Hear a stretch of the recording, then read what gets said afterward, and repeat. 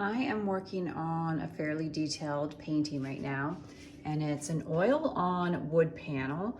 And I was just about to go in and do some details on the bridle, and I have some wet paint. I'm right-handed, so I want to avoid touching or making contact with this, but at the same time, if I'm doing a straight line or something that requires precision, I'm not able to rest my hand to brace it. So I wanted to show you how to use a maul stick, and you can use it in different ways. You can lay it across and it will just rest against the ledge of the easel, and you can see, especially since the shadow is casting, you can see the space here between the surface and the maul stick. So you can brace your hand that way, or you can put it on the side. My easel has like little wooden knobs here, so you can put it on the side that you're working on, whatever works for you. But as you can see, you can rest your hand against the stick, and then you've got a little bit of extra support to stabilize